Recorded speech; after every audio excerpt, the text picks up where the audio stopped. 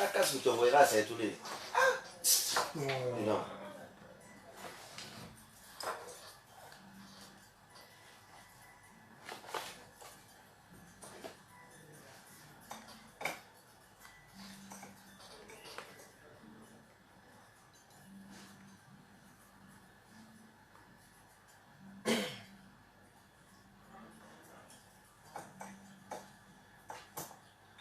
Mesdames et messieurs, bonjour, très heureux de vous savoir nombreux à l'écoute de votre radio préférée Chérie FM, la 104.1, mais également devant le petit écran d'Africa Today Télévision. Nous sommes mardi 5 mars 2019. Le chef de l'État a eu un an de plus hier lundi. À l'occasion, plusieurs personnes ont souhaité à Alpha Condé joyeux anniversaire, parmi elles l'ancien ministre de la Culture Siaka Bari, aujourd'hui président du parti La Guinée Debout. Il sera tout à l'heure en direct dans cette émission. Aboubacar Diallo du groupe Adafo Média et du site mosaïqueguinée.com est parmi les 50 personnalités les plus influentes en Afrique de l'Ouest pour l'année 2019. L'information est tombée hier selon une structure sénégalaise. Le directeur général donc de la structure Wassolo Agency Communication est attendu à Dakar, capitale sénégalaise, au mois de juin prochain pour recevoir son prix. Tout un honneur donc pour la presse guinéenne dans son ensemble. Et tout à l'heure, Lamine Monument Sissé, il est journaliste à la radio Digi FM, alter ego de Aboubacar Diallo. Il sera tout à l'heure lui aussi en direct dans cette émission, comme annoncé hier, l'invité ce matin ici dans ce studio sur ce plateau. Amadou Ba Dibaouri, il est leader politique, aujourd'hui l'incarnation de l'UFDG, renouveau membre de la nouvelle alliance Code Convergence de l'opposition démocratique. Avec lui, on va faire, on va commenter l'actualité sociopolitique du pays, notamment ses différentes visites dans certains quartiers de Conakry et de Dubrika. On parlera aussi de l'avenir de cette nouvelle alliance qu'est la Code. On parlera aussi de cette série de conférences de presse qu'animent actuellement les membres du gouvernement. Hier, c'était le tour du ministre de la Jeunesse et de l'Emploi jeune, Mokhtar Diallo. On va s'intéresser également à ce dossier épineux de Kapororaï. Mais avant tout cela, nous allons aborder ces différents tweets. Baouri est très présent sur les réseaux sociaux, notamment sur Twitter. Baouri, bonjour et bienvenue dans cette émission. Bonjour et bonjour à tous les auditeurs de Chérie FM et également aux internautes qui nous regardent, sans oublier les téléspectateurs de la TAP TV. Daouda Mohamed Kamara, bonjour. Bonjour Aboubacar Kone, bonjour à nos auditeurs et téléspectateurs. Bonjour à M. Baouri. La mise en onde est assurée par Kanda Omar Kamara Cabinet Sano, Yamoussa Sila, la réalisation côté Africa Today Télévision assurée par Alassane Diallo et toute son équipe, Moroum Kamara Kadia Touré, Abdoulaye Bangora, Marie Nyanya Campel. Est-ce qu'il est en ligne, Siaka Bari? On essaye de rentrer en contact avec lui. Daouda Mohamed Kamara, je le disais, le président a un an de plus. C'est vrai, les anniversaires, ça ne nous intéresse pas assez, mais quand les commentaires sont anodins, ça nous intéresse. Oui, comme d'ailleurs, moi j'ai réagi à ce souhait de Siaka Bari. J'ai aussi dit joyeux anniversaire à notre vieux du village, à notre vieux père du village. Donc c'est... Même si Alpha Condé n'est pas au village, il est oui, non, mais d'accord, votre vieux du village, d'accord. Quand je dis le village, c'est le village de la Guinée. D'accord. Voilà, comme pour dire que tout le monde se connaît et tout le monde est tout près de l'autre. Donc c'est un peu dans ce sens que j'ai dit, notre vieux père du village. Et cet anniversaire, les souhaits étaient très nombreux. mais celui qui a le plus retenu l'attention, c'est bien celui de Sia Kabari, qui d'abord a introduit avec toutes les flatteries possibles qu'il faut, et toutes les reconnaissances nécessaires qu'il faut, mais ensuite aller plus loin en lieu et place des souhaits ordinaires. C'était plutôt des souhaits tout autres qu'il souhaitait, comme il souhaitait voir Alpha Condé. Un Alpha Condé aujourd'hui, il souhaiterait qu'il soit un roi Salomon. Il souhaiterait bien qu'il soit aussi un Malcolm X. Il souhaiterait qu'il soit un Martin Luther King. Un Martin Luther King, je vais dire. Il souhaiterait qu'il soit un Nelson Mandela. Et ensuite tout cela pour dire un peu que Alpha Condé ne doit pas aujourd'hui céder, il doit pas aujourd'hui céder à ces propagandes qui tournent autour de lui par rapport à un glissement soit de calendrier ou à une volonté d'aller au-delà de 2020 à la présidence de la République. Il indigne l'ancien ministre de la Culture, actuel président du parti, la Guinée-Debout.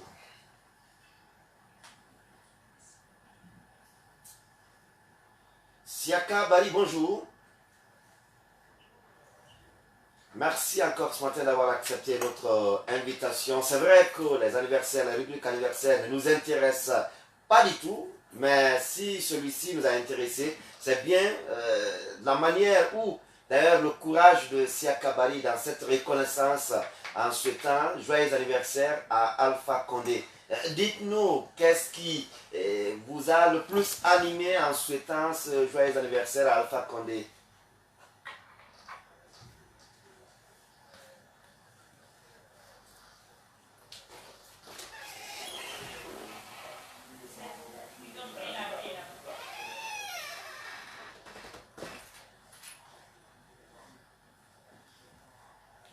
Pas du tout, on l'a dit tout à l'heure.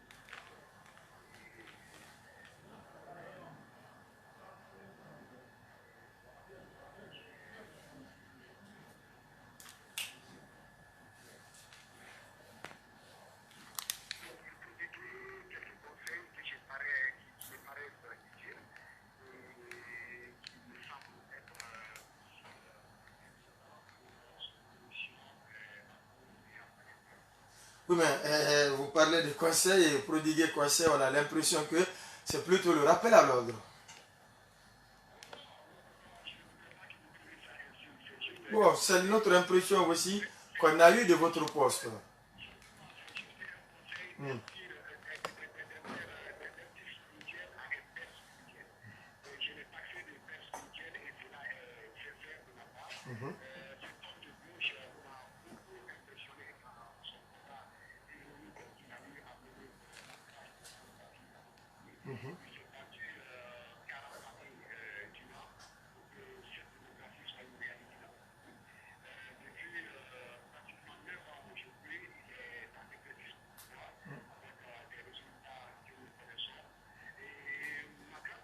Donc vous êtes associé à une partie.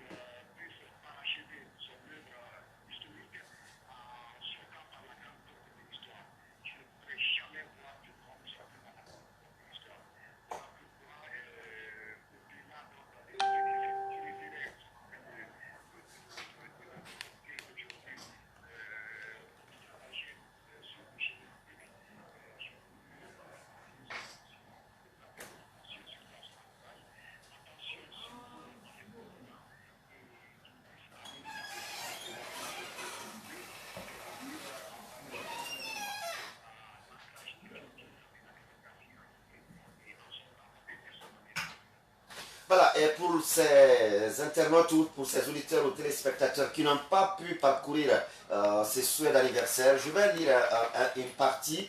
Vous dites: mes prières les plus ardentes et sincères en ce jour de tes 81 ans.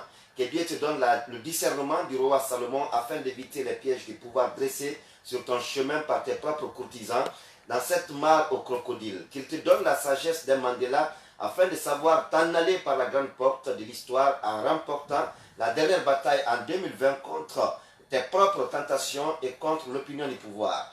Qu'il te donne la foi d'un Martin Luther King tout intelligent comme le dernier rempart de notre jeune démocratie contre le despotisme qui la guette. Bref, que bon Dieu te guide dans le sens des aspirations profondes et démocratiques de notre vaillant peuple. Joyeux anniversaire, longue vie et santé de fer au président Alpha Condé. Siaka Bari.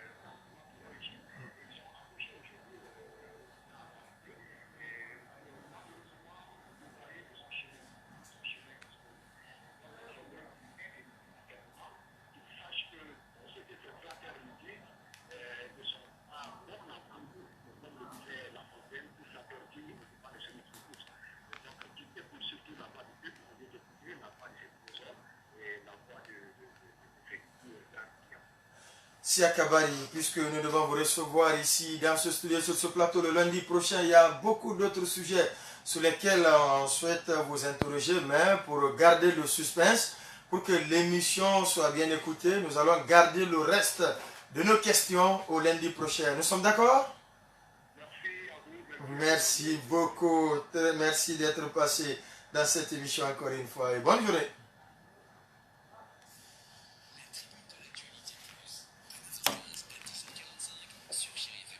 Aboubakar Diallo du groupe Adafo Média et du site mosaïqueguinée.com, je vous le disais tout à l'heure, fait partie des 50 personnalités les plus influentes en Afrique de l'Ouest selon une structure sénégalaise. L'information est tombée hier.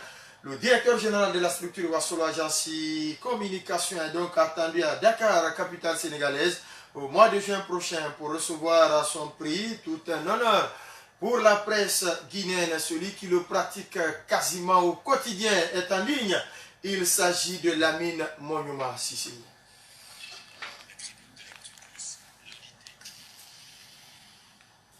Lamine Monyouma Sissé, bonjour.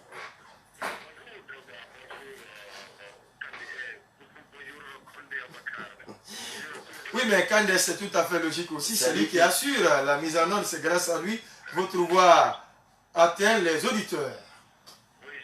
Qu'il soit donc salué, même si c'est un camarade.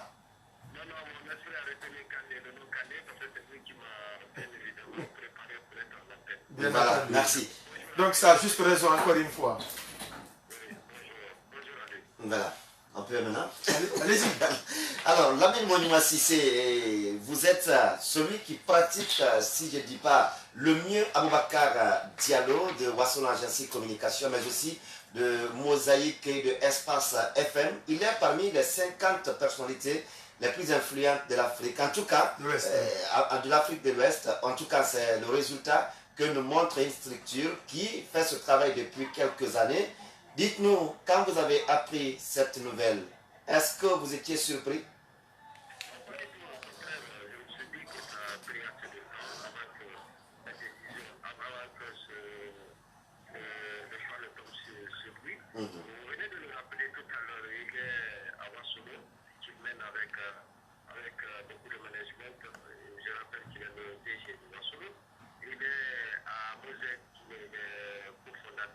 directeur général de Mosaïque Guinée, sans modestie aucune. C'est un des plus grands sites aujourd'hui de la Guinée, c'est grâce à son management également. Il est co-animateur d'une des plus grandes émissions les plus écoutées de notre pays, le Grand Dieu, et qu'il anime avec virtuosité. Et il est aussi cofondateur de Émergence Magazine, donc qui veut traiter l'actualité autrement, ne parler que de l'actualité économique. Alors toutes ces étiquettes qui sont des véritables influenceurs de l'opinion, pour lui seul, et moi j'imagine que c'est vraiment mérité pour Bakar Diallo, on ne peut pas faire autrement, on ne peut pas imaginer autrement. Donc ça n'a pas été une surprise, pas du tout, c'est un mérite. C'est le mérite qui a été récompensé, c'est la consécration du mérite en quelque sorte. Vous savez, comme nous, en tout cas, quand l'information a fait pour la première fois le tour de la toile, on a vu quand même certaines prises de position négatives contre cette nomination d'Aboubacar Diallo. Est-ce que c'est une manière pour vous aussi de comprendre que le Guinéen ne reconnaît son produit que lorsqu'il est vendu cher ailleurs? Non, pas du tout, c'est normal, c'est normal. C'est l'ordre naturel des choses. Non, c'est la nature, justement, attendez, c'est la nature des choses. Vous savez, le prophète Mohamed n'a pas d'unanimité, Jésus ne veut pas d'unanimité au sein même de sa famille. Non, non, c'est normal, c'est l'essence même de la démocratie, de la liberté d'opinion. Vous pouvez ne pas être d'accord pour un choix, vous m'exprimez, c'est normal, c'est ce que font les gens. Mais ce qui est important, c'est l'avis de presque de la majorité écrasante de ceux qui sont intervenus, de ceux qui ont réagi. Alors, ces personnes-là m'intéressent beaucoup, mais les autres aussi m'intéressent. Et ces personnes apprécient et félicitent Abakar Diallo, reconnaissent que le talent a été reconnu, reconnaissent que le mérite a été reconnu à l'international, et ont salué ce choix, le choix qui est celui de Abakar Diallo. Alors, les autres, il faut bien les lire pour les comprendre. Je ne sais pas quels sont les arguments qui développent, parce que malheureusement, il n'y a pas encore vu quelqu'un qui conteste le choix d'Abakar Diallo. Certainement, il y a des gens qui mettent en cause la crédibilité de l'organe qui l'a choisi. Et moi, j'estime que ça c'est moins important que l'effort, le talent qui ont fait que l'homme a été choisi. Est-ce que ce talent, le talent, le mérite sont reconnus à Bakar Diallo? Je dirais oui. Effectivement, ma question arrivait à ce niveau. C'est vrai que vous avez énuméré ici les structures pour lesquelles Aboubacar Diallo travaille et il mène les activités avec beaucoup de management. Mais est-ce que concrètement, vous qui le pratiquez, nous le pratiquons bien sûr, nous le suivons, mais vous qui le pratiquez au quotidien, est-ce que le travail, c'est le créneau d'Aboubacar Diallo? Non, il se caractérise par le travail, surtout le travail bien fait. Et pour ceux qui l'ont côtoyé, Abakar Diallo qui le connaît aussi, et Abakar Condé qui le connaît très très bien, qui le connaît mieux. Oui, pour avoir... Autant que moi, peut-être, parce que c'est vrai qu'on passe beaucoup de temps en temps, mais autant que moi, pour avoir travaillé avec Romain Évasion, Oui, il était mon directeur d'information. il a été justement directeur d'information et qui était un grand reporter, et il a confié. Reporter de Gourdi, c'est le mieux de le dire. Oui. Donc voilà, c'est quelqu'un qui aime le travail. Et le boulot, quand il s'agit du travail, il n'est pas dire par là-dessus. Il fait des social partout sauf pour le travail bien fait. Et donc, lui-même, il peut se sacrifier, il peut faire le travail de tout le monde, il peut se saigner pour travailler à la place des autres, mais s'il estime que ce travail ne sera pas rendu au compte. Et donc ça, c'est ce qui nous caractérise, c'est son nom, ça, Abakar Diallo, il est symbolisé par ça. Et c'est important de reconnaître les efforts, le mérite des gens quand ils sont encore vivants. Oui, parce que ça crée aussi des ennemis. Oui, c'est une unanimité, voilà, quand on dit élimination autant pour moi, voilà, ça crée de l'élimination au sein de l'opinion. Abakar Diallo, c'est sans doute une référence, c'est l'un des plus grands journalistes de notre pays. Alors, le travail qu'il a pas, on n'a pas besoin de s'interroger sur ce que fait Abakar Diallo. Oui, mais admettons par exemple la structure ou son agence communication qu'il dirige organise régulièrement des séries de formations à l'intention des hommes des médias. À l'intention des hommes de médias, oui, vous avez vu comment cette structure,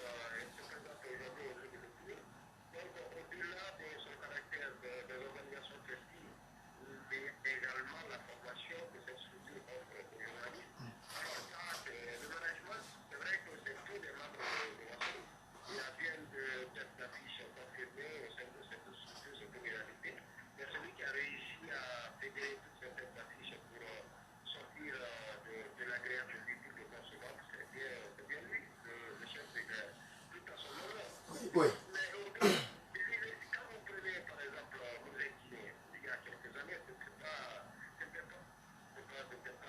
pas évident, pas du tout. Et donc, il s'est investi dans ceci.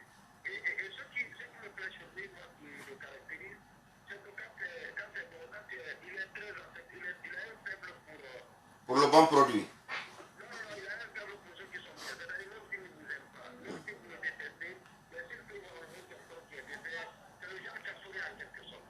Donc, s'il trouve en gros un talent qui peut exploiter, qui est utile pour transformer son nom dans l'opinion, et donc il n'hésite pas à faire bon usage de ce talent, à vous approcher à cause de ce talent-là. Et donc, toutes les personnes qui ont été, qui sont des amis, vous voyez d'ailleurs les amis d'Abakar Diallo, ces amitiés, c'est vrai qu'on se connaît avec tout le monde, mais la relation, elles sont aussi définies par la force. C'est très filtré. La conviction, oui, ça, je suis d'accord. Donc, c'est en quelque sorte ça. Et je dis encore une fois que le prix, c'est pas parce que je côtoie l'homme comme vous l'avez dit. C'est un conflit dans des mobilons, ça, tous les conflits, tous les superlatifs. Sont les bienvenus. On peut les aligner, oui, mais c'est parce que c'est quelqu'un qui a extériorisé ses efforts à travers ce que nous connaissons, les produits que nous connaissons aujourd'hui, les grands lieux, nos Guinée, l'émergence qui est en gestation, Ouassogou qui est aussi confirmé. Donc, ces produits confirmés réaffirment sans doute le talent de l'homme, le management de l'homme. Et moi, je me réjouis. Et je suis sûr que ce jour-là, Ouassogou sera encore présent à Dakar. On va se préparer pour aller honorer Abakar Diallo pour le choix qui est porté sur sa personne par cette structure. Et le lieu pour moi de remercier cette structure est d'abord pour avoir fait le bon choix. Et il n'est pas dit que tous les choix sont critiquables. Vous savez que pourquoi les ballons d'or sont critiqués. Et il n'y a aucun ballon d'or qui n'est pas critiqué. Et pourtant, le ballon d'or est fait par des spécialistes qui votent pour votre information. Mais il n'y a aucun choix dans le monde entier qui n'est pas critiquable. Ouais. Le choix qui n'est pas critiquable. Mais même les choix de Dieu sont critiquables. Ouais. Parce que tout le monde n'est pas croyant. C'est Dieu qui choisit le président. C'est Dieu, dans la conception, dans la pensée populaire, le président de la République, les chefs sont choisis par Dieu. Et on les conteste, c'est une conviction personnelle. Une conviction personnelle. Donc, on peut contester les choix, mais il y a des choix objectifs parce que c'est vrai, pour des raisons, je ne sais pas, mais il y a des choses qu'on ne peut pas régner. Ce qu'on ne peut pas régner à Bakar Diallo, c'est bien évidemment son talent, son leadership. Ça fougue pour le travail. Ne pas l'aimer, mais c'est ça. Lamine Monyuma, si c'est journaliste à la radio d'IGFM, administrateur général du magazine Émergence et directeur général adjoint de la structure Ouassula, agence communication. Très certainement, la prochaine fois, ça va être votre tour. Merci encore une fois d'être vous aussi. Bien entendu, bien entendu. Merci d'être passé encore une fois dans cette émission. Et bonne journée à vous.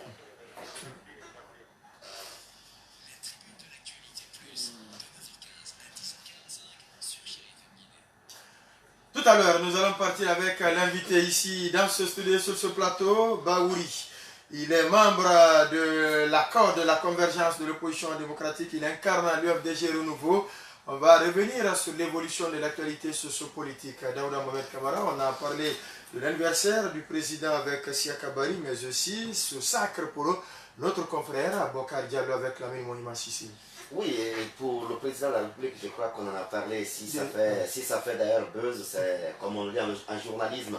Et les célébrités, les grandes personnalités, toutes leurs actions intéressent quand même la presse. C'est un peu à cause de cela qu'on s'intéresse à cela. Sinon, heureusement, lui-même l'a reconnu, l'anniversaire. Toutes les femmes donnent vie, mais la grossesse d'une première dame intéresse mieux le journaliste que tout autre. Donc C'est un peu... Puisqu'on a un leader politique, on va se prononcer sur votre analyse aussi. Non, mais c'est le principe en tout cas, en Angleterre, quand la princesse tombe enceinte, ça fait l'objet d'une information. D'une information. Ouais. Donc, quand le prince se marie, c'est une autre information. C'est une réalité. Alors, parlant de notre confrère Aboubacar Diallo, je vous dis, sincèrement, quand j'ai vu cette nouvelle hier, j'ai été très marqué, très touché, parce que c'est... je me dis, aujourd'hui, la pratique de notre métier aujourd'hui dans notre pays, c'est avec beaucoup de supputations sur nous, avec beaucoup de critiques, beaucoup d'appréciation, beaucoup d'insolence, en tout cas pour les observateurs qui nous écoutent, qui nous regardent ou qui nous lisent. Mais vous qui faites la même chose tout le temps, vous savez entre vous qui fait quoi, comment il le fait. Ouais. Et les appréciations le plus souvent, même si parfois peuvent paraître un peu subjectives, mais celui avec qui tu pratiques la même profession, le même métier, vous êtes mieux placé, de tous les jours. Vous êtes mieux placé pour apprécier ce qu'il fait. Parce que vous avez le même parcours, et vous avez appris la même chose, et maintenant la mise en pratique, vous savez quand même ce qui vous a été dit dans l'apprentissage, c'est que vous faites de ce qu'on vous a dit. Et je crois aujourd'hui qu'Aboubacar Diallo, avec tout ce qu'a énuméré Lamine Monument Cissé, on peut ne pas... Qui sont vérifiables.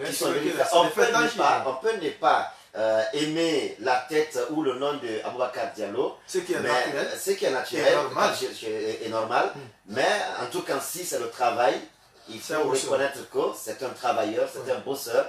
Et avec toutes les structures qui ont été énumérées, on ne peut quand même pas aujourd'hui parler de l'émission des Grandes Gueules sur Espace FM sans la marque de Aboubacar Diallo. On ne peut pas aujourd'hui parler de Wassoula Agence Communication sans saluer quand même l'empreinte de Aboubacar Diallo. Aujourd'hui, Émergence Magazine qui est en gestation. On peut quand même, et ce sont quand même des actions que l'homme il pose, qu'il faut apprécier de façon objective pour savoir aujourd'hui ou pour dire que, pour déclarer haut et fort que cette nomination, il l'a méritée. Et l'honneur revient à toute la presse guinéenne, Daouda Mohamed Kamara. On sait qu'avant lui, il y a eu d'autres Guinéens, il y a eu même Madame Chantal Cole, il y a eu Lamine Girassi, il y a eu Antonio Soare. Ce sont des exemples qu'il faut citer en passant. À présent, on se tourne vers l'invité ici dans ce studio. Et sur ce plateau, Baouri, Daouda Mohamed Kamara veut poser la première question. Oui, seulement on n'a pas vu aussi son joyeux anniversaire. Alpha Condé. Votre tweet. Vous savez, il y a des actions qui sont dans le domaine du privé. Et l'anniversaire dans une république, la plupart du temps, les anniversaires des responsables, des dirigeants, sont du domaine privé. Et c'est la raison pour laquelle je suis, de ce point de vue, réservé de faire une expression publique par rapport aux souhaits qu'on peut formuler de la manière la plus légitime. Même si vous pouvez l'appeler directement au téléphone, joyeux anniversaire à vous, et puis ça passe quoi. Vous pensez? Rien ne vous dit que je ne l'ai pas fait. Alors, comment vous avez d'ailleurs trouvé, est-ce que des conseils ou des mises en garde de Siaka Bari quand il lui souhaite joyeux anniversaire, en l'invitant à être un roi Salomon, un Martin Luther King, un Nelson Mandela, pour sortir par la grande porte et ne pas céder aux sirènes révisionnistes? Il y a deux choses. L'anniversaire, le fait de souhaiter, donc tout à fait normal. Le président de la République a été son mentor, il a été un de ses ministres, donc il y a des relations personnelles qui les lient et c'est tout à fait normal. Bon, l'autre aspect, c'est le domaine d'une analyse et d'un positionnement politique. Bon, il a fait le choix de faire ceci, mais bon, ça lui appartient et bon, de part et d'autre, le fait de souhaiter l'anniversaire, le fait d'exprimer une position, toutes les deux facettes sont légitimes. Bon. Maintenant, il connaît bien la personne du président de la République pour savoir si ce sera bien reçu ou mal reçu. D'accord. Alors, l'autre aspect, le sujet au menu, c'est bien aujourd'hui, depuis un certain temps, Baouri et son équipe multiplient des visites dans les quartiers, dans les préfectures et même dans les sous-préfectures, parce qu'on vous a vu jusqu'à Pita dans les villages. Aujourd'hui, comment se porte l'UFDG Renouveau? Mais permettez-moi, avant d'aller avant de répondre à votre question, je peux parler de la consécration de votre collègue Aboubacar Diallo. Vous savez, on se félicite de recevoir des signes de reconnaissance d'un talent ou d'un travail bien fait. Mais à partir de ce moment-là, le plus important, c'est d'assumer la charge que vous confère cette reconnaissance. Oui. Donc, à partir du moment où des organisations extérieures vous qualifient d'un des éléments les plus influents en Afrique de l'Ouest, vous devrez, à partir de là, mesurer ce que vous dites, que vous faites, assumer une plus grande neutralité dans les propos et faire en sorte que tout ce que vous allez dire soit plus objectif. Ne remettez pas en question votre consécration. Et plus, j'allais dire, positif de manière générale. C'est une lourde charge qu'il faut assumer et je lui souhaite bonne chance. Vous lui souhaitez bonne chance. Maintenant, la question était sur vos visites et vous avez souhaité vous exprimer sur le cas Bokar Diallo. Bien, vous savez, la Guinée d'aujourd'hui a besoin, disons, d'une autre offre politique. Les Guinéens sont déboussolés, ont perdu les repères. Lorsque vous voyez de manière générale la classe politique dans sa diversité, il y a des moments de se réjouir, il y a d'autres où on s'interroge. Et donc, dans ce cas de figure, il faut aller à la racine.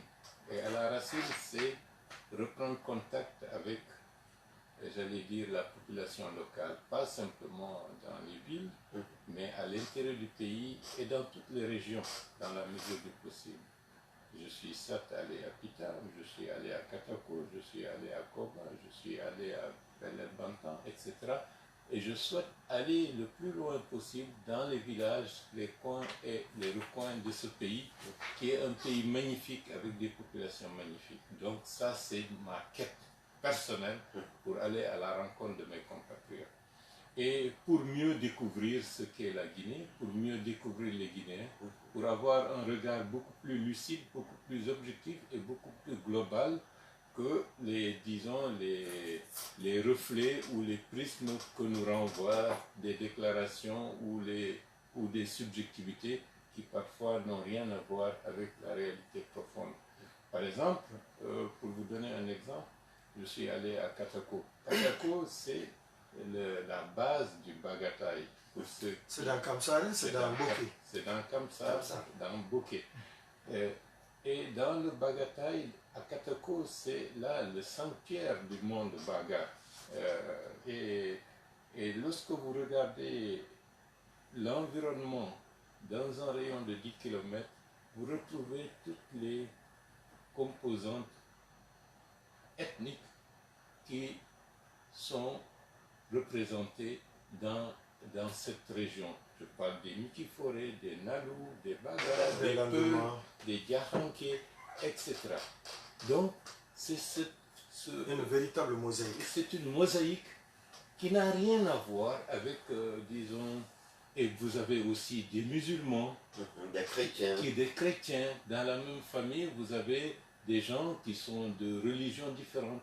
Et tout cela dans une symbiose et dans un brassage qui est extrêmement... qui est très enviable. Très, très important et comme dit, très enviable.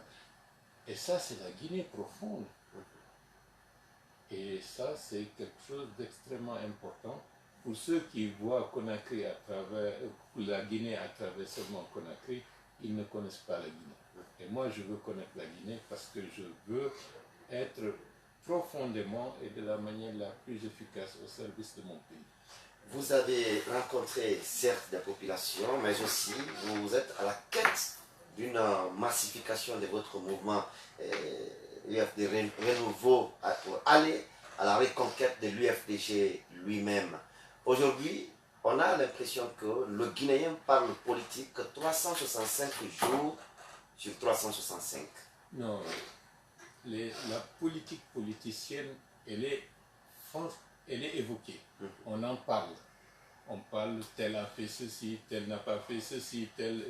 C'est beaucoup plus un pugilat, c'est-à-dire un ring de boxe entre boxeurs. Tel a donné un coup, l'autre a reçu un uppercut, etc.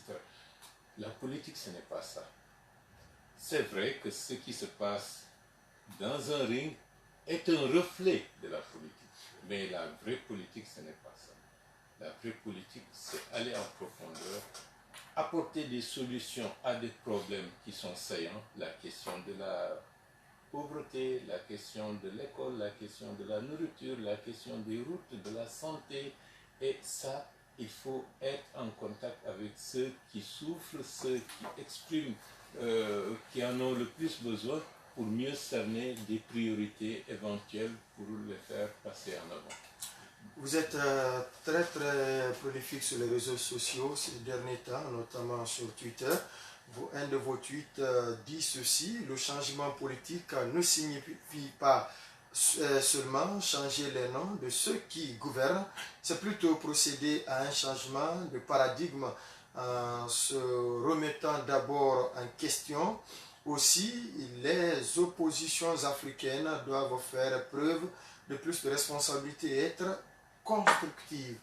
On a des oppositions destructives? Non, la plupart du temps, lorsque quelqu'un perd le pouvoir, il devient contre celui qui l'a remplacé.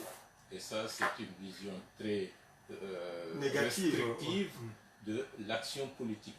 Et je pense qu'il faut changer. Aujourd'hui, dans notre pays, vous regardez la manière dont les choses se passent. Ce n'est pas en changeant de fauteuil que nécessairement il y a changement. Sinon, on a changé de fauteuil en 2010. Bien entendu.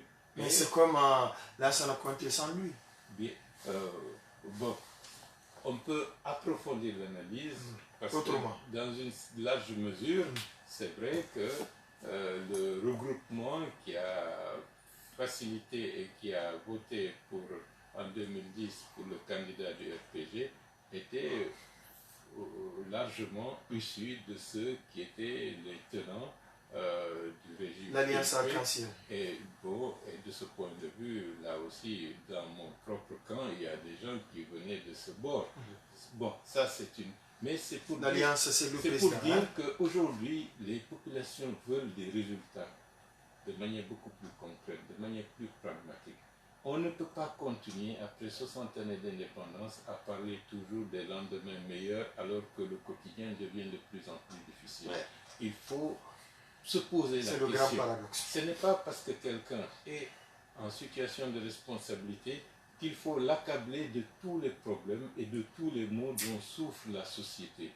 Il y a un contexte où votre action peut être favorablement accompagné ou défavorablement accompagné. Donc il faut se préparer auparavant, avant d'être en situation de responsabilité. Si vous ne vous préparez pas de manière effective avant d'être en situation de responsabilité, à partir du moment où vous avez les manettes, vous êtes obligé de gérer un quotidien et parfois les réalités, les habitudes, la routine sont beaucoup plus forts qu'une dynamique de changement, parce que pour cela il faut faire un tournant. Et vous savez, pour un gros camion, pour le faire virer, il faut s'y prendre à temps, sinon vous risquez de faire capoter le camion. Oui. Surtout si les virages ne sont pas du tout disons, faits de tel, avec un angle qui vous permet de virer tranquillement. Donc il faut savoir se préparer. Donc, connaître les réalités, avoir des hommes et des femmes qui intériorisent une autre façon de faire et dans la mesure du possible, expérimenter ce que vous envisagez pour demain, pour qu'après, que la situation puisse être beaucoup plus aisée dans le cadre d'une gouvernance plus sereine et plus positive. Daouda l'a dit tout à l'heure, on vous voit beaucoup plus sur le terrain, vous-même l'avez dit, vous étiez à Katako, mais il n'y a pas longtemps, vous étiez dans quelques ateliers de couture, on vous voit avec des dames, quelle causerie vous passez à ce niveau? Non, c'était intéressant de rentrer dans le marché, c'était le marché de Baïle-Baya, dans l'Ibreka. Oui. Parfois on passe, on ne voit pas ce qu'il y a derrière, mais en rentrant à l'intérieur, on rencontre des ateliers de couture tenus généralement par des femmes qui ont des fillettes de 12, 13, 14, 15 ans qui sont là et qui apprennent dans le métier de la couture. Le métier de la couture. Et elles sont en apprentissage. C'est une autre école. C'est une autre école. Et ces ateliers sont en train de faire quelque chose qui aurait dû et qui doit être incorporé dans le cursus normal, disons, de scolaire, sur le plan professionnel, permettre à des jeunes, que ce soit des garçons ou des filles, en même temps, elles poursuivent leur scolarité, en même temps, elles peuvent être en apprentissage pour acquérir un métier pour leur insertion professionnelle. Et je pense que c'est très important et je salue ces dames qui font un travail. Oui, mais votre causerie a porté sur quoi concrètement? Qu'est-ce que vous leur avez dit? Je veux un retour, ou bien vous avez voulu juste découvrir? Non, pour moi, je préfère. Vous étiez à la découverte. Je préfère les écouter et par ce biais, j'apprends beaucoup. Et j'apprends. Oui, mais alors apprenez-nous aussi. Non, c'est ce que vous avez écouté. Non, c'est la réalité. Pour leur quotidien. Le quotidien, c'est impressionnant. Et puis, on découvre que les familles se débattent, les filles ne sont pas abandonnées. Il y a une volonté de faire émerger, disons, une implication professionnelle plus active. Et je pense que ça, c'est quelque chose de très important, surtout pour les filles, parce que très souvent, on ne les voit pas très souvent dans ce cadre-là. Pour moi, c'est une découverte et dans le cadre du système professionnel de ce pays, du système d'enseignement, ce sont des choses qu'il faudrait prendre en compte pour les incorporer, pour qu'il y ait un accompagnement plus global.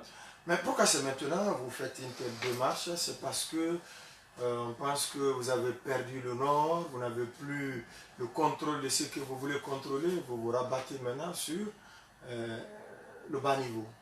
Non, j'ai toujours rêvé de faire ça.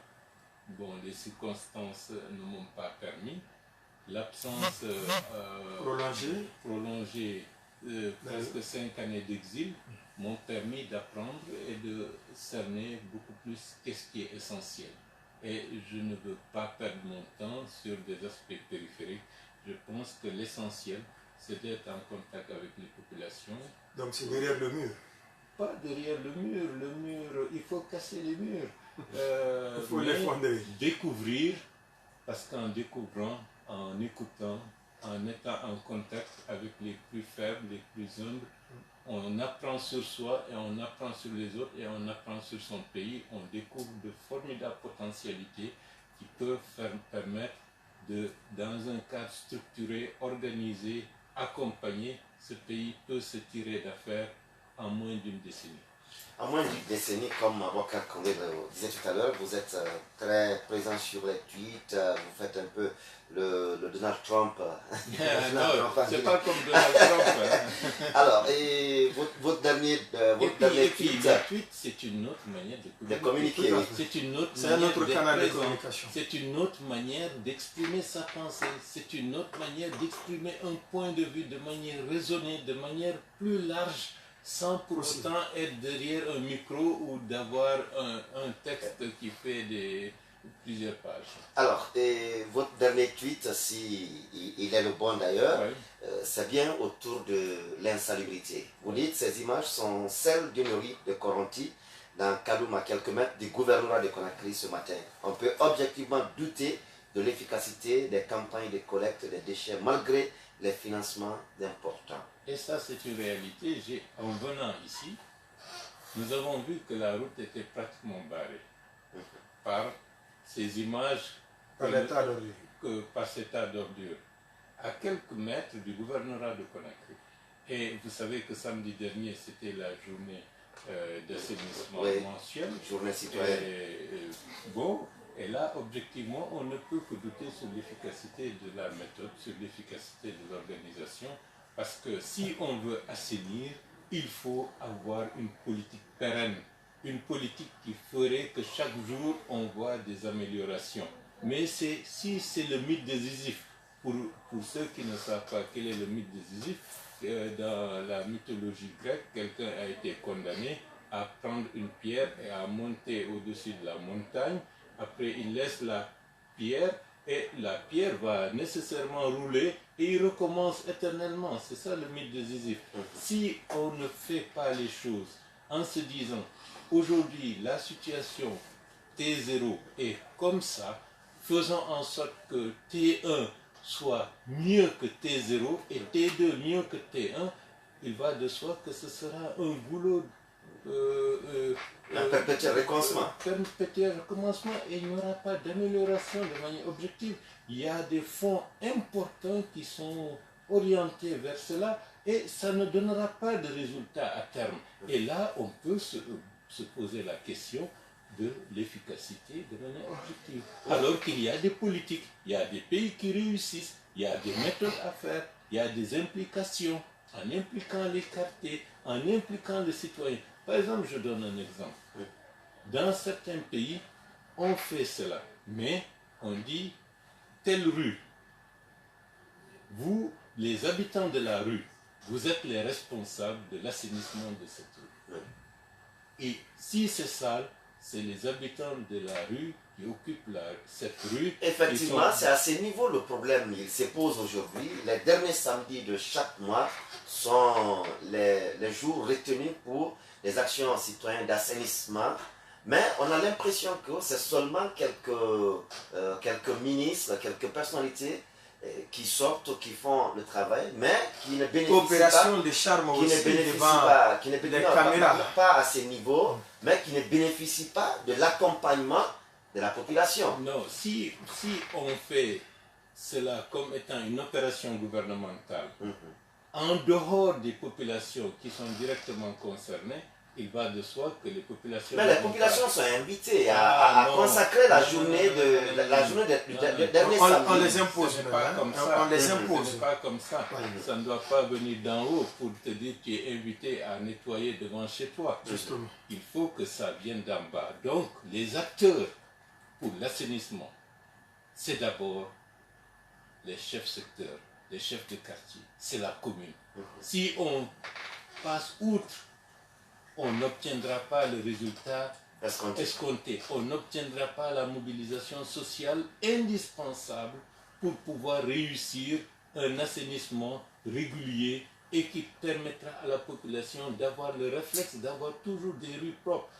Ça ne peut pas être mensuel, ça doit être quotidien. Mais la responsabilisation sociale au niveau de la rue, au niveau du secteur, au niveau du quartier, avec des financements qui ne seront pas gérés à la primature, mais gérés directement par le biais des communes, des collectivités jusqu'au niveau du quartier.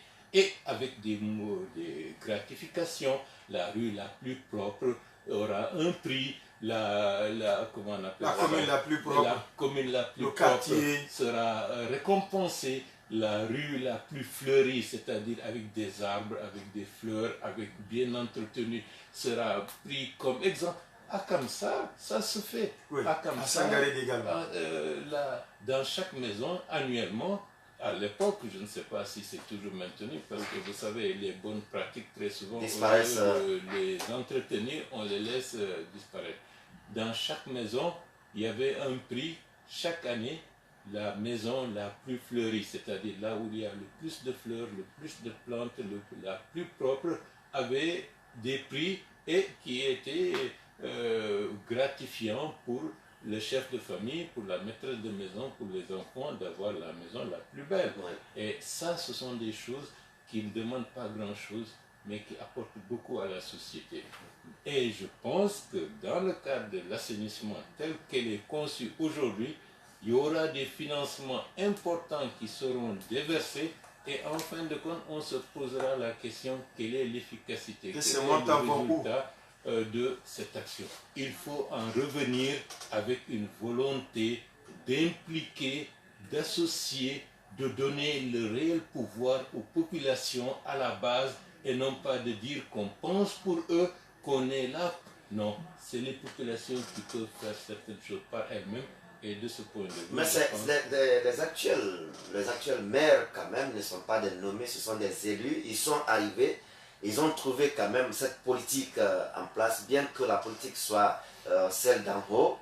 Mais est-ce qu'il ne leur revient pas aujourd'hui de se mettre dans la danse, réfléchir sur les stratégies locales pour aller dans la dynamique de l'assainissement? Non, c'est très important. Vous savez, dans la mentalité,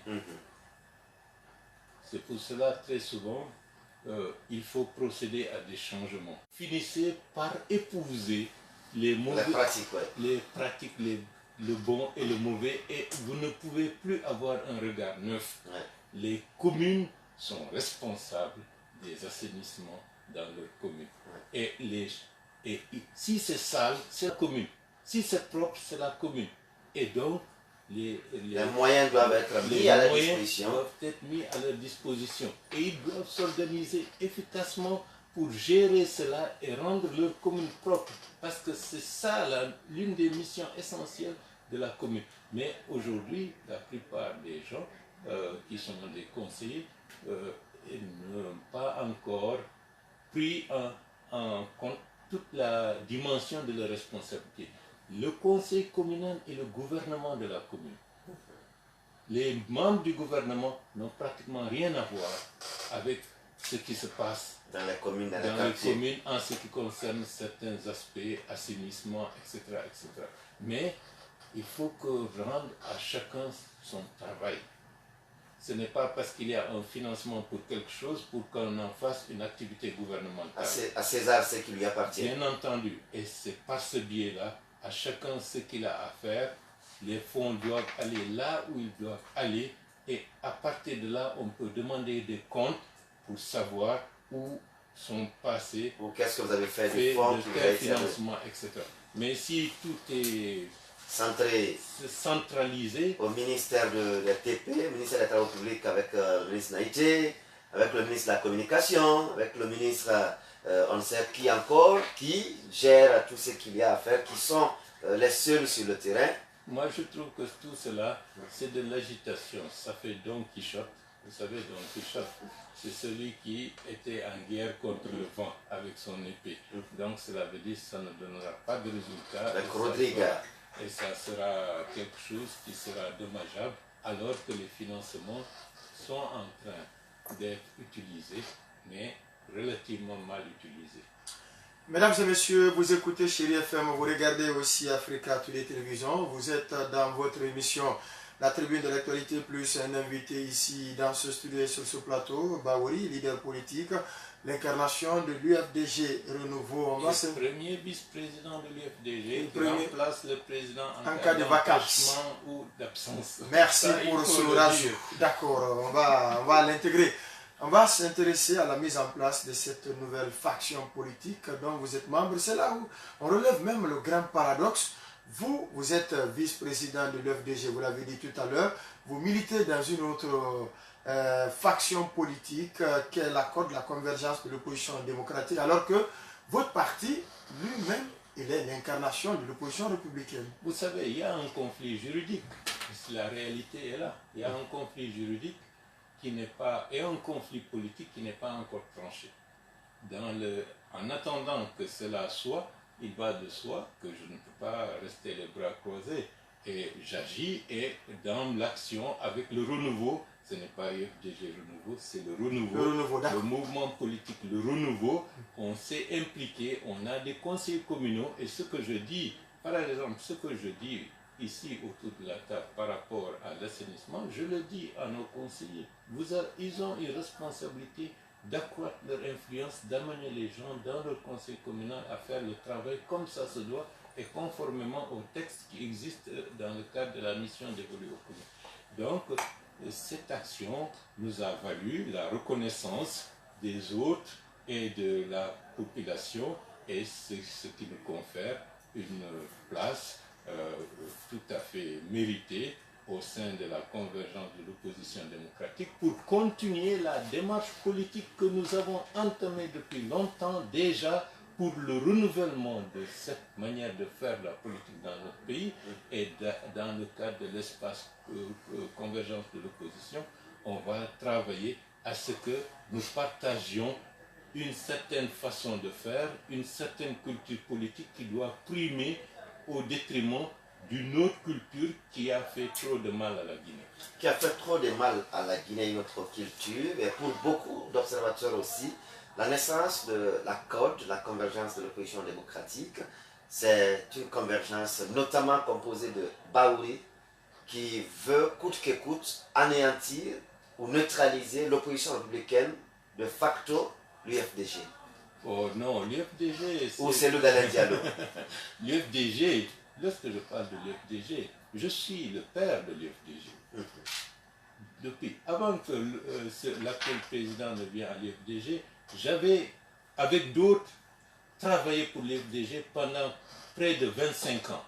Donc, ce n'est pas 10 ans qui vont changer un travail qui a été fait en 25 années. Donc, l'UFDG, lorsque je parle de l'UFDG, je suis directement concerné. Bon, ceci dit, de manière beaucoup plus profonde, lorsqu'il y a un statut de chef de file de l'opposition, son statut et les financements qui lui sont versés en tant que chef de file de l'opposition, c'est pour travailler pour l'intérêt de l'ensemble des oppositions qui existent en Guinée, pour favoriser une meilleure compréhension par les uns et les autres de la démarche politique qui peut amener à ce qu'il y ait de réelles alternatives pour demain et qui permettent aussi de faire en sorte que les débats soient beaucoup plus démocratiques, beaucoup plus approfondis et que l'opposition, tout en étant dans l'opposition, travaille à observer les actions gouvernementales avec un œil critique, mais aussi avec un œil constructif pour réfléchir pour ce qu'il y aura à faire demain. Que ce soit pour l'école, que ce soit pour beaucoup de questions. Mais ce qui a été fait, c'est tout à fait le contraire. Au contraire. Mais Cellou Dalein Diallo a mis autour de lui un cabinet de chef de file de l'opposition, le cabinet qui réfléchissait sur le fonctionnement de l'opposition jusqu'à ce que ce budget soit gelé. Non, moi ce que j'ai observé, c'est beaucoup plus des adeptes des accords politiques qui sont des arrangements au détriment de la loi et qui ont bloqué la Guinée sur le plan des institutions aujourd'hui. C'est le constat. Et ce que j'ai vu, c'est à chaque humeur, on dit on fait descendre les gens dans la rue avec des lots de morts, des lots de destruction et de perte d'image pour notre pays, et tant en interne qu'en externe. C'est ce que tout le monde a vu et ce qui a amené un certain nombre d'acteurs de prendre leur distance avec cette façon de faire, et ce qui fait qu'aujourd'hui la convergence de l'opposition démocratique est une réponse à l'impasse d'une autre manière de faire qui n'a pas donné des résultats escomptés. Donc lorsque les gens parlent comme ça, en partie ils ont raison, parce que la nouvelle plateforme est née parce que l'ancienne plateforme a montré ses limites. Alors, quelle va être sa particularité? Non, nous sommes, comme je vous l'ai dit, la Guinée est en train de repartir sur d'autres bases politiques. Nous avons 60 années d'indépendance. On ne peut plus continuer à dire c'est le colon qui nous a mis dans cette situation. 60 années d'indépendance, ce sont les 60 équivalent aux 60 années de la colonisation. Donc il faut penser les choses autrement, il faut se remettre en question. Et c'est la raison pour laquelle tout à l'heure j'ai dit, le changement politique, ce n'est pas changer les noms de ceux qui gouvernent, mais c'est changer même la manière de concevoir le pouvoir et la manière de l'exercer. Parce qu'on ne l'a pas fait. Ceux qui étaient hier, avant-hier dans l'opposition sont partis, ceux qui étaient dans l'opposition sont venus au pouvoir, et qu'ils soient issus de la société civile à travers les forces vives ou des partis politiques. Mais la pratique gouvernementale, la pratique quotidienne n'a pas fondamentalement changé. Au contraire, dans certains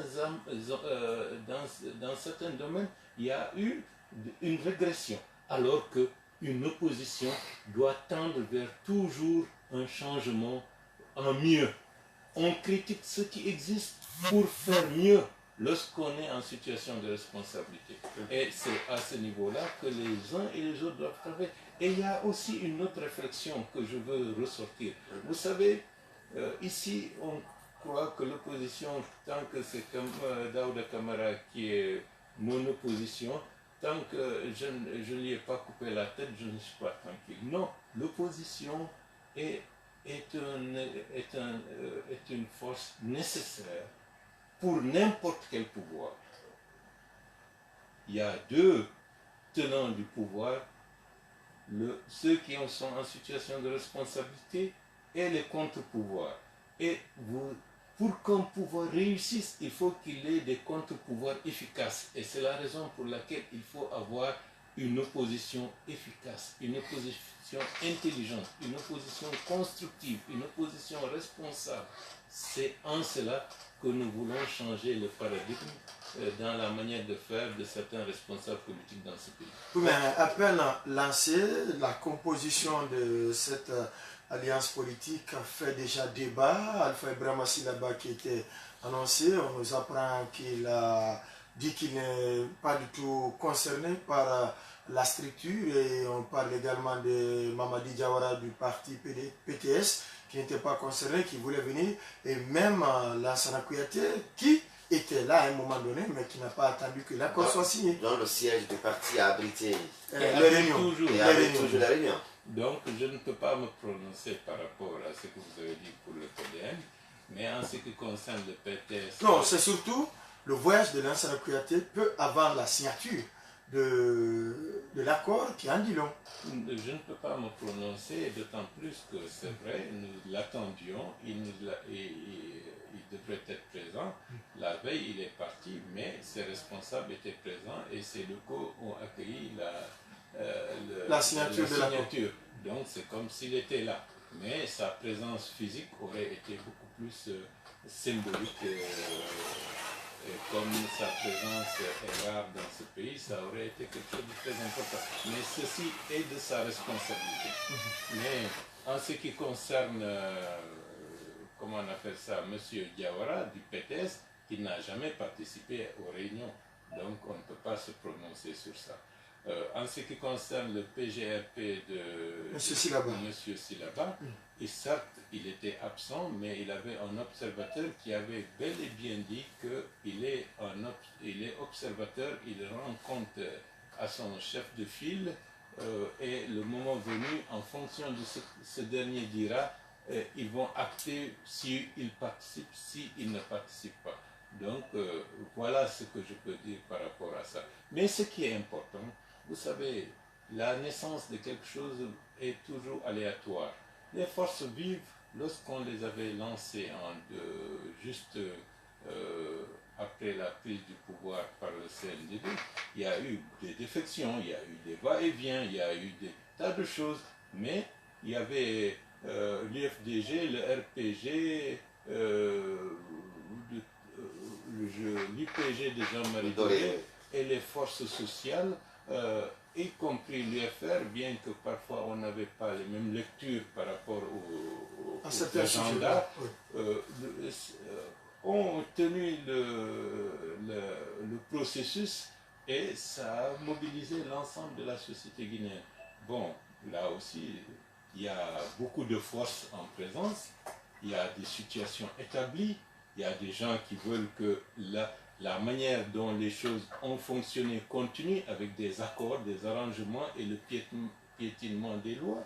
Il y a à tous les niveaux, il y a des... Vous savez, la nouveauté pose toujours problème, mais la Guinée a besoin de changer de paradigme dans la manière de faire la politique. Est-ce que ces hommes existent aujourd'hui en politique?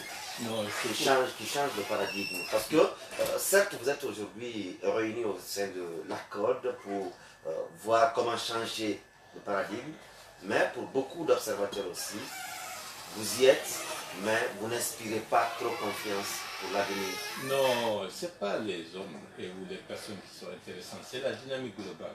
Il y a quelque chose de très important. Moi, qui suis devant vous, j'estime que je suis dans cette direction. Avoir une position constructive. Et ça ne date pas de la création de la convergence. C'est dès mon retour, j'ai montré... Oui, ça a été quand même votre slogan. Il faut aller vers une opposition constructive, bien, pas de destruction. Bien. Et là, j'ai été insulté, j'ai tentative d'assassinat, etc., etc. Et je traîne jusqu'à présent beaucoup plus. Vous avez été taxé d'avoir reçu de l'argent. Bien entendu, de casser le FOUTA, de faire ceci, de cela, casser l'UFDG. Mais ça fait 3 ans et grâce à Dieu, il y a des résultats de ce que nous avons fait qui avance. Autre chose, il y a dans la façon de faire. J'ai écouté tout à l'heure M. Siaka Bari. C'est important. Ce n'est pas le contenu de ce qu'il a dit qui importe, c'est la manière de le dire et de le faire. Rarement, dans l'ancienne formule, quelqu'un qui dit « je suis de l'opposition », il crache sur le gouvernement et sur le président en situation de responsabilité. Là, c'est une démarche différente. Respect vis-à-vis de celui qui est en situation de responsabilité, lui reconnaître ses mérites et lui proposer une autre lecture tout en l'amenant à adhérer à cette lecture. C'est une autre manière plus intelligente, plus conviviale pour faire bouger les choses. Et en fin de compte, il nous faut repenser la politique autrement. Je disais tout à l'heure, je vous l'ai dit tout à l'heure, l'Europe est bâtie sur des clivages, sur des conflits. L'Europe, historiquement, est née de conflits religieux, de conflits sociaux, etc. Donc, les partis politiques qui ont émergé ont épousé les conflits traditionnels qui ont structuré les sociétés européennes.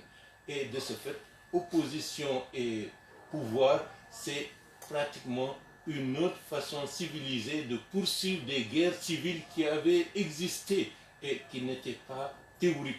Alors qu'ici, en Afrique, les oppositions, nous n'avons pas la même conception, nous n'avons pas la même histoire. Aujourd'hui, une vraie opposition, c'est une opposition qui n'est pas, disons, une opposition qui veut la destruction de l'autre, mais une opposition naturelle de complémentarité et de permettre aux uns et aux autres de naviguer en recherchant à chaque fois la meilleure méthode, la meilleure concertation possible pour prendre les décisions les plus intelligentes, les plus efficaces. Et c'est comme ça que ça doit aller. Nous n'avons pas besoin d'être dans une logique de guerre civile dans nos têtes. Nous avons besoin d'avoir une logique de complémentarité, une logique qui nous permet de construire ensemble, mais chacun à sa place, à son rôle, pour que la vérité et l'intérêt des populations soient mis en avant. C'est ça qui est le plus important. C'est ce qui est le plus important. L'invité, mesdames et messieurs, aujourd'hui ici, dans ce studio, sur ce plateau, c'est bien Amarouri Ba Dibaouri. Il est leader politique du mouvement Le Renouveau. Il est vice-président de l'UFDG, premier vice-président d'ailleurs, selon le dernier congrès. En cas de vacances, c'est lui qui est censé remplacer Cellou Dalein Diallo. Avec lui, nous faisons la relecture de la situation sociopolitique du pays. On va aborder certainement l'avant-dernier point avant d'aller avec les auditeurs. C'est bien ce épineux problème de même si pour l'instant c'est Kadimou Yansane qui fait sa parade en l'absence de Cellou Dalein Diallo. Il faut aussi Fofana, c'est lui qui tient les assemblées. Baouri n'est jamais là. Non, Baouri a un conflit avec le parti. Pas le parti, avec la direction politique. Ces dirigeants, ce petit groupe. Vous êtes en phase avec la base du parti? Bien entendu, si vous saviez ce qui se passe dans les quartiers, si je me promène un peu partout à l'intérieur du pays, dans les villages... on ne voit pas ce bain de foule quand même. Non, moi je ne cherche pas les bains de foule. Les bains de foule, c'est une... Pourtant c'est indicateur. Là, non, ce n'est pas un indicateur. Ce n'est plus. Non, la foule reste la foule. Et il faut se méfier de la foule. Ce qui est le plus important, c'est des adhésions directes. Avec moi, je ne cherche pas à soulever la poussière. Je cherche à rencontrer des hommes et des femmes avec qui je peux discuter. J'apprends à les connaître, ils apprennent à me connaître. Et je peux mettre un nom, je peux mettre un visage. Et partout, que ce soit demain ou après-demain, je les reconnaîtrai. Et c'est ça qui peut construire un véritable contrat social et moral pour pouvoir aller de l'avant. Et ça, c'est extrêmement important. Pas pour utiliser les gens pour assouvir ses ambitions, mais pour être au service de ces personnes, parce que derrière elles, c'est l'ensemble de la société guinéenne qu'on peut retrouver. Donc nous sommes différents, totalement différents. À présent, le cas Kaporo. Le cas Caporal, c'est une autre tragédie qu'on aurait pu éviter. Ça, c'est la manière de faire en Guinée qui fait que chaque question, chaque problème, on veut montrer une certaine forme, disons, de... comment je veux dire? C'est-à-dire la manière de gouverner, c'est la manière dont le colon a gouverné. Est-ce que vous voyez ce que je veux dire? L'intérêt d'aujourd'hui, de demain et d'après-demain. Donc, je dois avoir une vision beaucoup plus longue qui peut ne pas cadrer à un moment donné avec des intérêts particuliers de certains des compatriotes. Par rapport à cela, en tant que responsable, on doit envisager des méthodes alternatives permettant de faire les choses dans les règles de l'art, de manière responsable, de manière humaine, parce que aussi bien on est responsable de ce que la Guinée sera demain, de ce que Conakry, par exemple, sera demain. L'axe qui est là, je vous ai dit, dans les prochaines années, ce sera l'axe commercial le plus important en Guinée. Donc, de Hamdallah et au-delà jusqu'à km 36. Ce sera un axe économique extrêmement important. Le plateau qui est au niveau d'un Caporal sera l'image presque de ce que Manhattan à la dimension des États-Unis, à l'échelle de la Guinée, de ce que ça sera.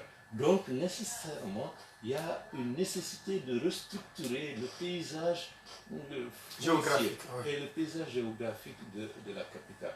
Cette nécessité de préparer la Guinée de 20, 30, 40 ans après passe par la récupération de la réserve foncière de l'État. Maintenant, c'est occupé en partie. Comment faire pour ceux qui l'occupent?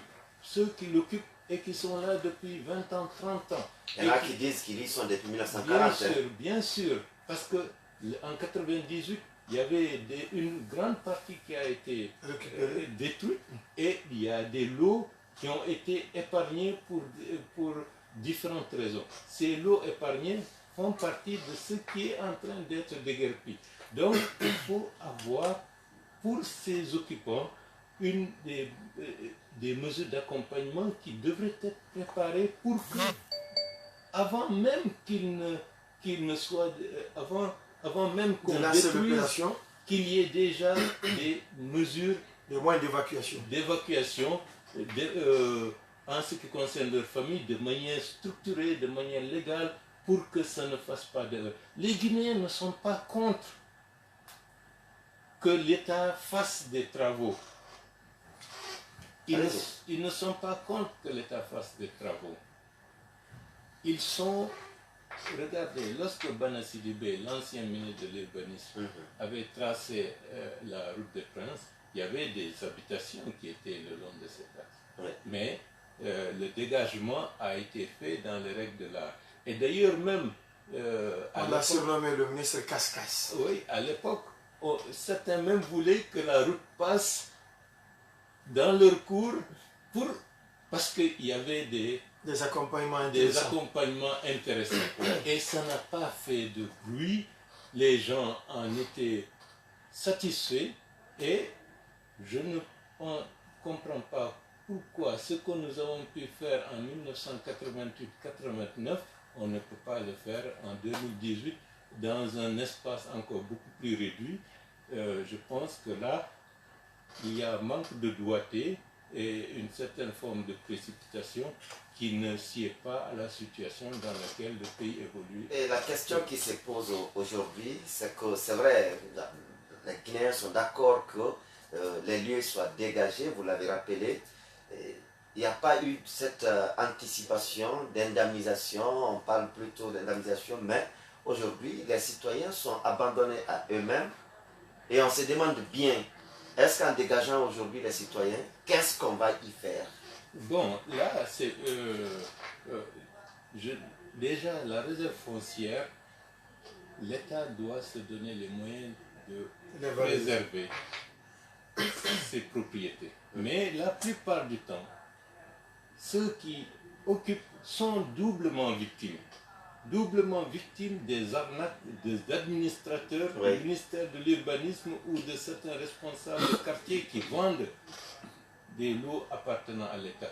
Donc, lorsque vous déguerpissez, vous oubliez cette autre partie où vous faites comme s'il y a une certaine forme d'impunité. Ça ne fait que renforcer une injustice ressentie par ceux qui sont déguerpis. Parce qu'en tout cas, tous ceux qui disent avoir acheté les lieux, les mains de Paul ou de Pierre, doivent nécessairement détenir les documents aujourd'hui. C'est pour cela qu'il est bon, si les choses se font dans les règles de l'art, on évite beaucoup d'injustices avant d'engager des opérations de démolition.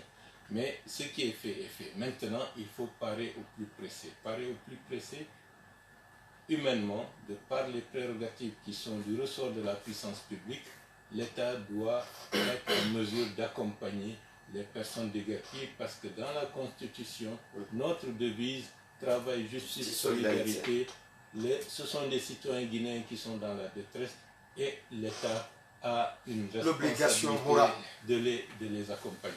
La commune, de par son rôle et sa mission, aurait dû être la structure et l'institution qui aurait été la première sur le devant en étant entre les autorités gouvernementales et la population pour préparer tout cela dans les règles de l'art. Parce qu'il faut que les Guinéens se rendent compte, les communes sont là pour représenter les citoyens.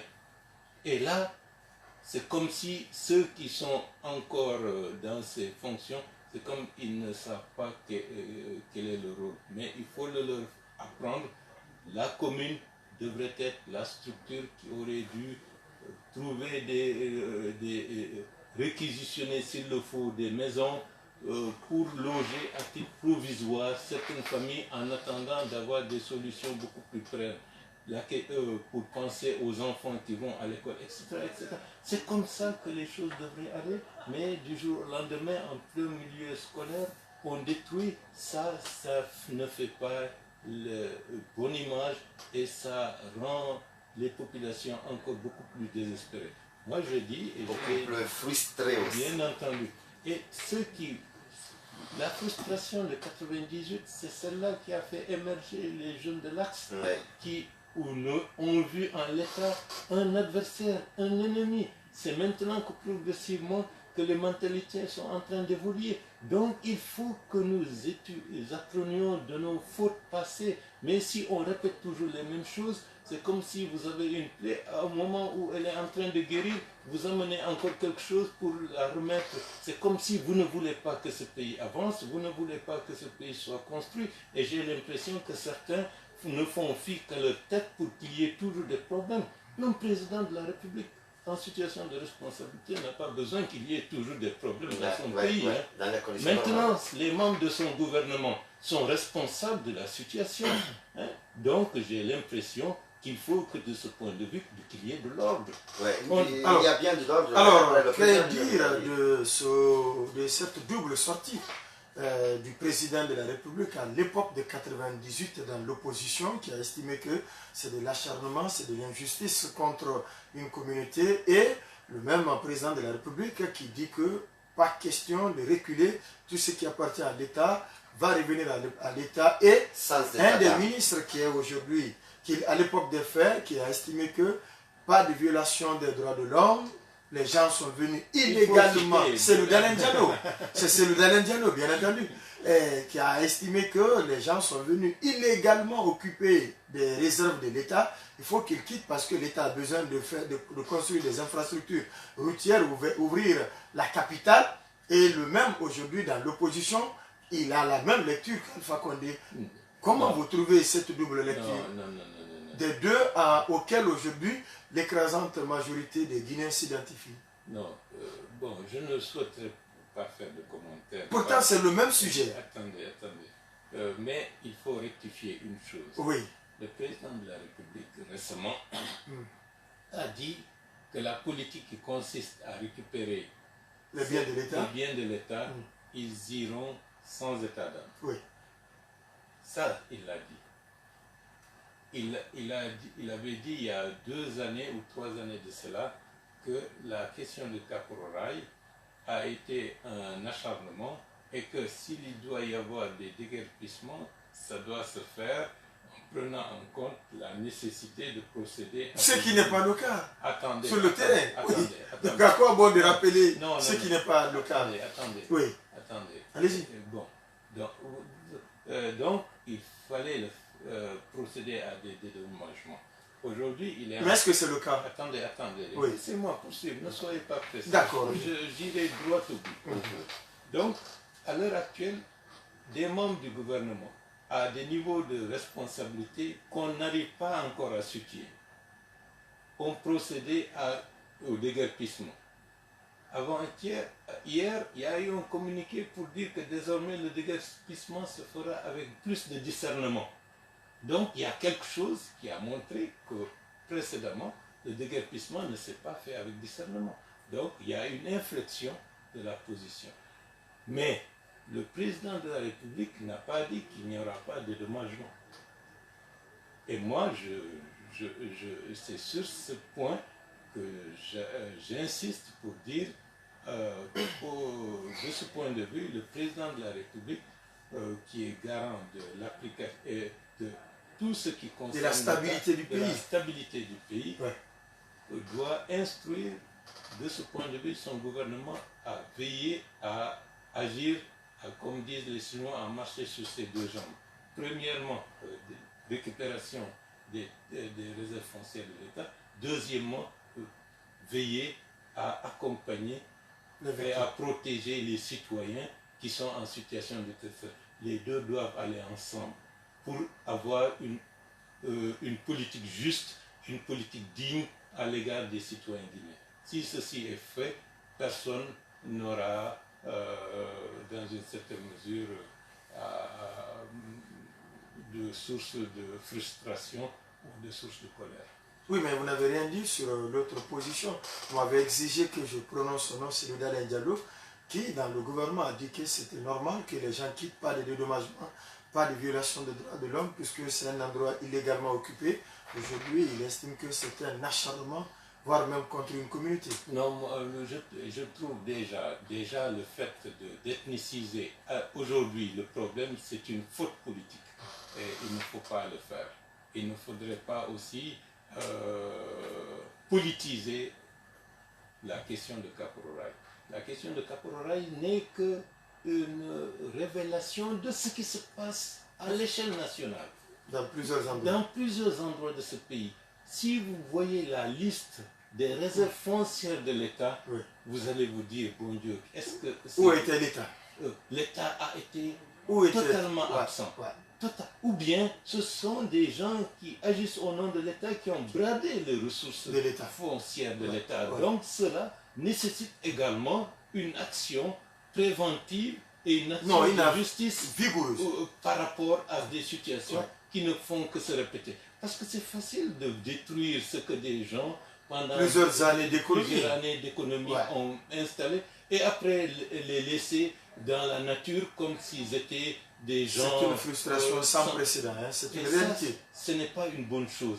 Et les gouvernements doivent exiger de tous les administrateurs publics des devoirs d'exemplarité et de propreté par rapport à tout ce qui est du domaine du patrimoine public. Ça, c'est une question fondamentale. Mais pour corriger tout cela, il faut y aller. Pourtant, c'est sur ce pan de votre intervention qu'on voit l'État très laxiste. Ce sont souvent des responsables au niveau déconcentré ou au niveau décentralisé qui bradent.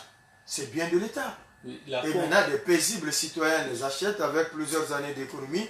On vient ériger une bâtisse, un beau matin on dit non, c'est une réserve, même si on dit que nul n'est censé ignorer la loi. Bien, regardez, dans nos quartiers, oui. les enfants jouent dans la rue. Absolument. Pourquoi? Il n'y a pas de terrain de jeu. Il n'y a pas d'infrastructure. Alors que si vous regardez même la plupart des quartiers, initialement, les espaces de loisirs, les équipements sociaux, il y avait des espaces qui étaient prévus pour ça. Oui. Ça a été vendu. Donc, on ne peut pas condamner toujours le dernier maillon de la chaîne sans remonter plus loin. Oui. Donc aujourd'hui, nos enfants sont en insécurité dans les rues parce que des gens ont vendu les espaces dévolus aux terrains de sport, aux cimetières, et à la mosquée, à l'école. Et même certains cimetières, si vous n'avez pas la chance, vous risquez de construire votre maison sur un cimetière en ignorant que c'est un cimetière et que des gens ont été ensevelis en dessous. Tout cela, il y a un déficit notoire de responsabilité et une cupidité qui est sans borne. Et de ce point de vue, la gouvernance doit mettre un frein systématique à ce genre de situation. Mais ce n'est pas seulement au niveau du gouvernement, c'est au niveau du quartier, c'est au niveau de la société, pour que les uns et les autres, chacun soit mis devant ses responsabilités, parce qu'en agissant mal, on fait du tort à l'ensemble de la collectivité nationale.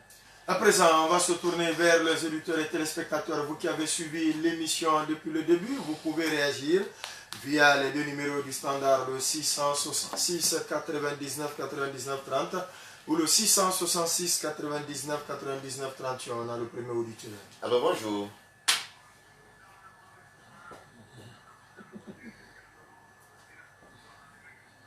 Monsieur Diallo, nous vous écoutons.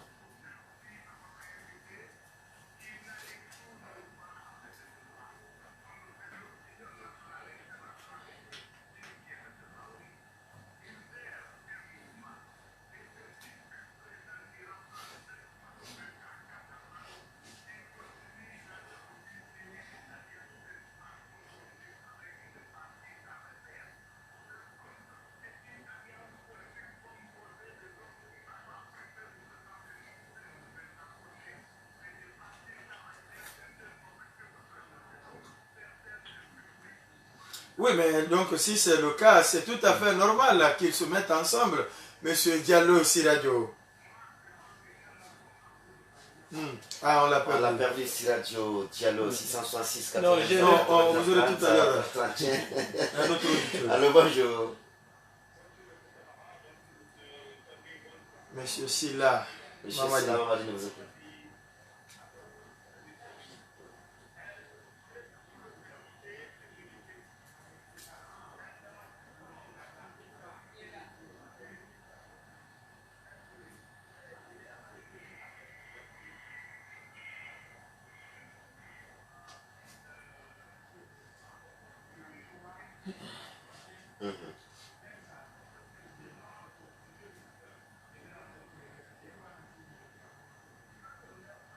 Non, il reste une année, plus d'une année d'ailleurs. Une année, plusieurs mois d'ailleurs. Ouais.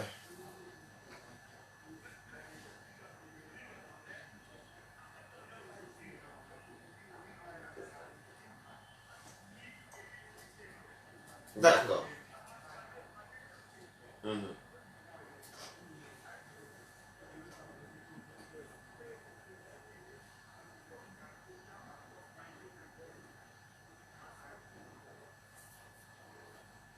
Se présenter comment? Certainement à la présidentielle de 2020. Ou au congrès, parce qu'il y a... Le congrès également, un peu avant. Oui. D'accord. L'un dans l'autre, on va donner des éléments de réponse. Alors bonjour.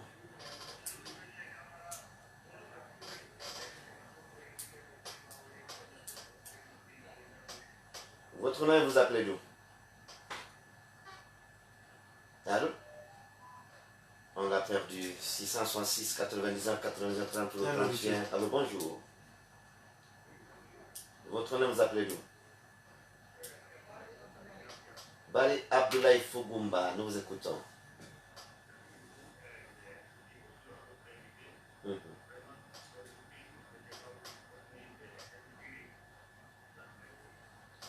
On l'a perdu, monsieur Fugumba. Allô, bonjour. C'est la forte demande. Konsoba. Konsoba, nous vous écoutons. Bonsoir. Allô? Allô? On l'a perdu. Allô, bonjour. Allô? Votre nom vous appelez d'où? Monsieur Amadou de Sanfil, nous vous écoutons.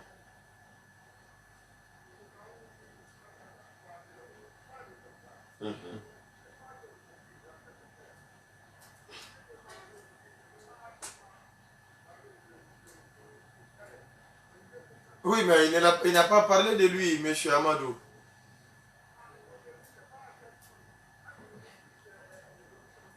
Non, mais aujourd'hui, il n'a pas du tout parlé de lui dans cette émission. Alors,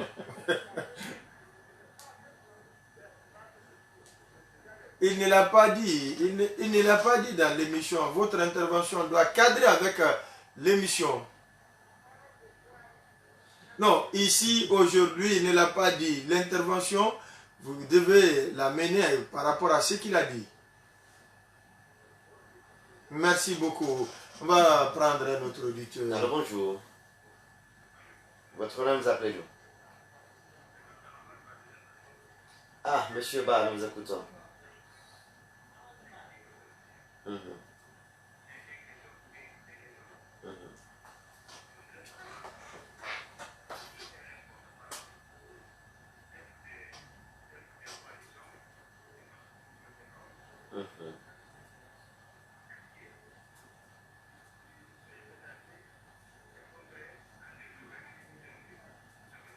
D'accord. Un autre Merci auditeur. à vous. Allô, bonjour.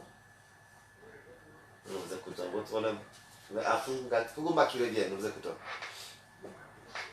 Ça me rappelle.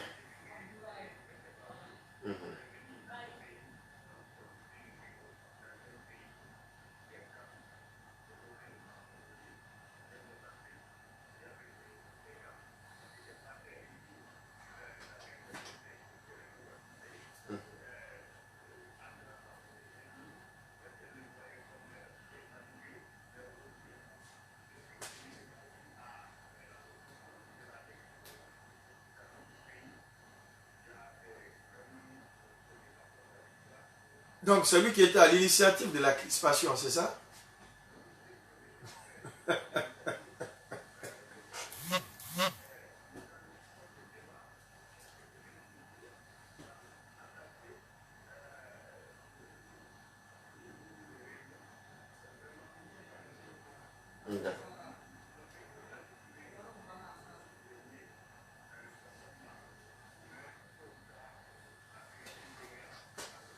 Merci. À vous. Fugumba, ça me rappelle le cours d'histoire de la 4e année, Daouda Mohamed Kamara, la 10e année, avec les Diwe, les 9 Diwe. Fugumba fait partie. Le Fouta, oui, on va prendre le dernier auditeur. Alors, bonjour.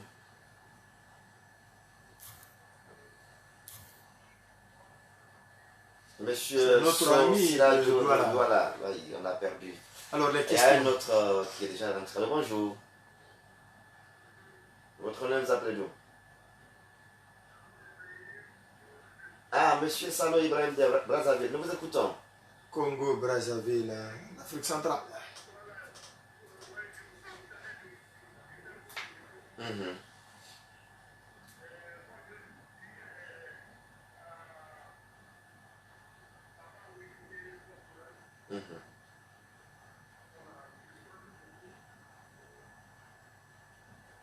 D'accord. Oui, vous êtes donc compris, monsieur Sano Ibrahim. Vous l'encouragez seulement, c'est ça. Merci à vous aussi d'être passé. dans cette émission depuis le Congo-Brazzaville. Oui, les questions d'Aouda Mohamed. Oui, la justice, où en êtes-vous aujourd'hui avec l'UFDG? Bon, pour rafraîchir la mémoire des auditeurs, des téléspectateurs et des internautes, l'autre groupe avait dit exclure Baouri. Baouri a porté plainte au niveau de la justice. Et le 3 mars 2017, la justice a donné raison à Baouri que la décision d'exclusion signée par le président de l'UFDG est nulle et de nul effet puisque violant les statuts des règlements intérieurs, etc. Ils ont interjeté appel au niveau de la cour d'appel pour l'invalidation de cette décision obtenue en première instance. Je peux vous dire, suite aux actions en cours, il a été prévu que le 30 avril prochain, la délibération aura lieu au niveau de la cour d'appel. J'espère que la cour d'appel maintiendra cette date et le 30 avril prochain, la délibération permettra de savoir est-ce qu'il confirme la décision de première instance ou il l'infirme. À partir de ce moment-là, on verra. Mais est-ce que vous-même, vous croyez à la cohabitation désormais? Non, ne parlons pas de cohabitation d'abord. Parlons de l'action judiciaire. Ouais. Là, c'est le processus judiciaire. Et comme on est dans un état de droit, en fonction de la décision qui va être actée, on statuera de mon côté et au niveau du renouveau, on tirera les enseignements et les leçons et on fera ce que nous aurons à faire en fond, quels que soient les cas de figure. Bien, maintenant, l'UFDG est en ébullition actuellement. Ah bon? Bien entendu, dans les quartiers, que ce soit à l'étranger, que ce soit ici en Guinée, les militants réclament le retour de Baouri. Et là, je les félicite, je les encourage et je dis, allez-y et je suis avec eux. Je suis avec vous, derrière vous. D'accord. Et 2020? Et j'ai dit et j'ai répété qu'avec l'aide de Dieu, on sera dans la liste de ceux qui vont compétir pour les prochaines élections présidentielles et on sera également parmi ceux qui vont piloter des listes pour les prochaines législatives. Qui est le porte-parole ou le coordinateur ou en tout cas le numéro 1 de la CODE? Non, c'est l'une des raisons qui fait qu'au niveau de la CODE, on veut ne pas prendre les mauvaises habitudes qui existent par ailleurs. Vous avez des hommes et des femmes responsables qui ont chacun dans sa structure sa légitimité et qui incarnent une certaine ambition pour son pays à sa manière et qu'il faut respecter. Donc la convergence de l'opposition démocratique, c'est une plateforme pour mettre ensemble des éléments qui ont des ambitions contradictoires ou même parfois des ambitions rivales. Mais par rapport à la façon dont il faudrait mener la politique dans notre pays, on peut le faire avec beaucoup plus d'intelligence, avec beaucoup plus de concertation et apporter de la nouveauté pour que notre pays ne soit pas permanemment bloqué par des attitudes que je peux considérer comme étant irresponsables ou infantiles. C'est la raison pour laquelle il est nécessaire d'avoir une plateforme où les personnalités peuvent se retrouver, discuter, et c'est ça la vie.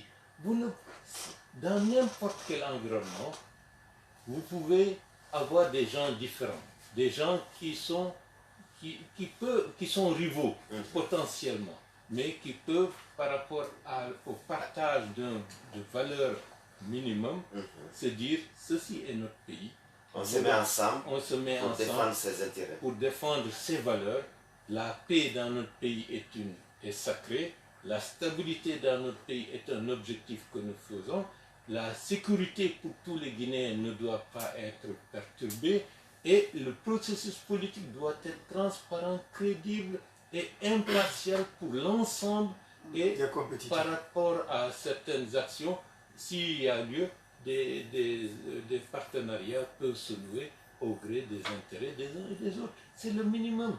Et aujourd'hui, on parle, c'est vrai, d'une convergence de l'opposition démocratique, mais en fait, au-delà de ça, c'est une autre façon que même ceux qui sont en situation de responsabilité, que d'autres, nous devons avoir un socle minimum partagé par tous pour que ce pays, une fois pour toutes, puisse aller de l'avant, peu importe celui qui sera à la tête demain. Mais par rapport aux valeurs, l'unité du pays, le respect des droits pour chaque Guinéen et autres, une meilleure gouvernance participative puisse être mise en place. Si le pays va bien, c'est tout le monde qui en profite. Mais si le pays va mal, mais c'est tout le monde qui en pâtit. Donc, pour terminer, pour expliquer ma chose, je dis à ceux qui sont en situation de responsabilité aujourd'hui, notamment le président de la République, s'il réussit dans les chantiers concernant le pays, mais c'est tant mieux. Kukutumba, la signature est faite récemment, mais c'est une très bonne chose. Moi, je salue. Sois pitié, si ça se termine, on aura moins de coupures d'électricité ou peut-être on n'en aura plus. Mais ce sera une richesse supplémentaire pour le pays. Donc, chacun, lorsqu'il est en situation de responsabilité, qu'il fasse correctement le travail pour l'intérêt du pays tout entier, et ceux qui vont lui succéder vont continuer leur chose. C'est comme ça qu'un pays pourrait aller de l'avant. Et c'est comme ça que je souhaite que tout le monde, opposition comme mouvance, comprenne qu'il y a nécessité de changer la manière de faire de la politique dans ce pays. Et ça, c'est un combat que nous tous nous devons mener. Merci à vous, Baouri, d'être passé dans cette émission. Merci à Daouda Mouhamed Kamara pour la co-animation. Merci à la technique radio assurée par Cabinet Sano, Kande Omar Kamara, Yamoussa Silla. Merci également à la réalisation côté Africa Today, télévision assurée par Alassane Diallo et toute son équipe. Moromo Kamara, Kadiatura, Abdoulaye Bangora et Marie Nyanya Kampel. Et puis cette émission a été retransmise aussi sur les réseaux sociaux grâce à notre ami, l'un des fidèles compagnons de Baouri, je vais nommer M. Goudissi. Merci à lui également. Merci donc à tout le monde, vous auditeurs et téléspectateurs. La rediffusion, c'est à 22h05 sur Chéri FM et 22h15 sur Africa Today Télévision. Nous allons nous reprendre demain, mercredi, au compte de cette même émission avec Alpha Bokarba. Il est membre de la cellule de communication de l'UFDG, l'Union des forces démocratiques de Guinée. Un autre rendez-vous à nous manquer sous aucun prétexte. Portez-vous bien.